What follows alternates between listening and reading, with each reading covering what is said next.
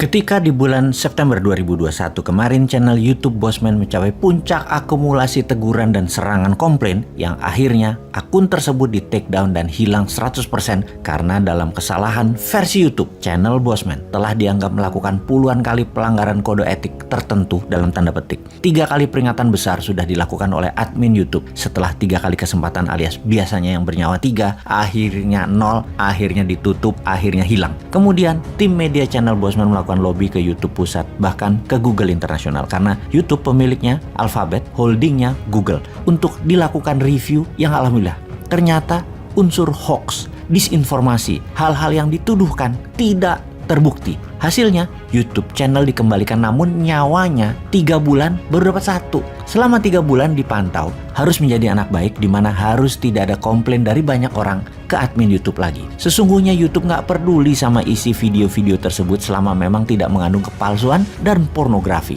Namun algoritmanya adalah bukan isi atau konten namun lebih dari banyak orang komplain ke admin. Dan karena memang saat ini negerinya adalah negeri buzzer, maka tugas buzzer bukan hanya mengcounter info dengan membunuh karakter orangnya, namun menyerbu ke admin sosmed dengan mengatakan hal yang bisa membuat channel yang ditarget tersebut di take down hingga tutup permanen. Selama 3 bulan, channel Bosman jadi anak baik dengan mengemas sesuai dengan maunya YouTube walau tetap nakal, namun hilang banyak hal yang bersifat fakta yang bisa mempermalukan banyak pejabat-pejabat di Wakanda. Negeri Wakanda KW yang pejabatnya sangat elitis mikirinnya, hanya dirinya dan kelompoknya ini mengatakan dirinya punya vibranium, sesuatu yang didominasi yaitu mineral serbaguna seperti di negeri Wakanda yang asli yang punya benar-benar vibranium. Di negeri Wakanda KW, vibraniumnya hanya harapan, dikemas dalam bahasa narasi seakan benar-benar ada vibraniumnya. Seakan-akan negaranya adalah sangat powerful, tidak bergantung pada negara lain. Ternyata faktanya dalam periode singkat hutang menumpuk tertinggi sepanjang sejarah.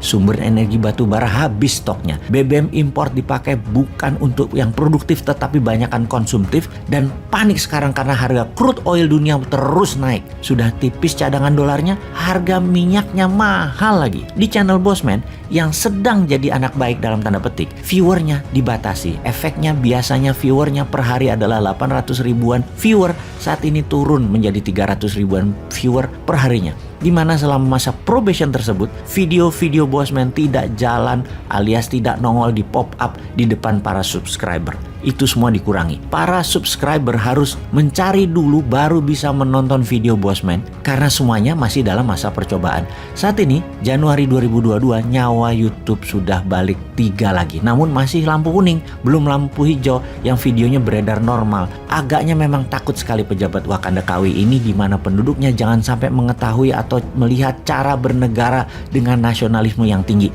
Itu ancaman ya rupanya. Di sisi lain ada 3 sosial media yang dipakai Bosman: TikTok, FB, dan IG. Twitter tidak dipakai karena banyak fake akun di sana dan anak muda di bawah 35 tahun tidak lagi main Twitter. Media TikTok kita sudah 4 kali di take down. Memang media milik Tiongkok ini mengawasi terus Bosman channel yang isunya banyak anti kebijakan luar negeri Tiongkok. Setiap 100 ribu viewer langsung akun tersebut hilang. Namun kita tidak menyerah, dikemas lagi walau tidak terlalu efektif, namun yang penting ada dulu. Kemudian Facebook, ini rating paling tinggi adalah 5 bintang. Facebook Bosman hanya 2,9 alias sudah di warning lebih dari 70 kali dalam 3 tahun terakhir sehingga tidak bisa menambah follower. Dan terakhir IG, Instagram inilah yang paling sering diserang sama buzzer. Di IG sudah kena shadow ban namanya dan video ditahan jalannya yang tadinya biasa 400 ribuan viewer sekarang paling top 50 ribu alias tersisa 10%-an. Video pasti tidak dijalankan. Dengan shadow ban ini, follower juga tidak bisa nambah-nambah. Semua akun tersebut ada yang mantau 24 jam, yaitu siapa? Ada buzzer yang nungguin. Asal ada hal yang nyentil pejabat atau kebijakan, langsung serbu admin sosmed dengan menyarankan agar yang diupload barusan di take down. Oke deh, sakarepmu. Tapi lucu juga, ternyata penggemar pejabat sekarang tidak akan percaya apa yang pejabat lakukan terhadap suara kebenaran lain tersebut. Mereka menganggap kita lebay. Namun itu biasa kok di dunia politik kekuasaan. Yang berkuasa ketika diingatkan dengan cara kelolaan lain namun di luar ilmu mereka, daripada malu mending dibungkam. Baik, setelah kembali normal, walau masih lampu kuning, apa rencana kita ke depan?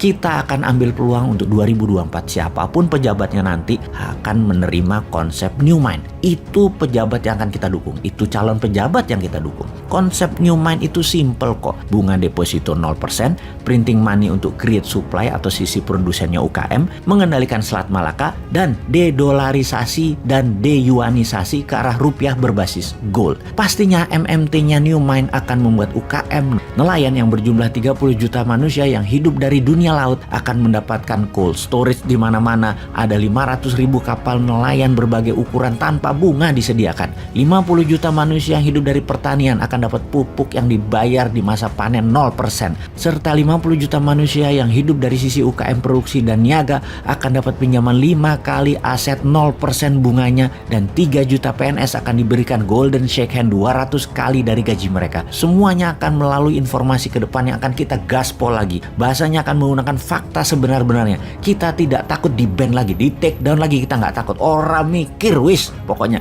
waktunya sudah mepet. Dan Anda sahabat semua tugasnya gampang. Sebar link setiap video baru keluar dari Bosman di grup WA, Telegram, media sosial lainnya. Pokoknya usahakan jutaan viewer per videonya. 1 tahun ke depan perbedaan pasti terjadi. Indonesia pasti berdaulat.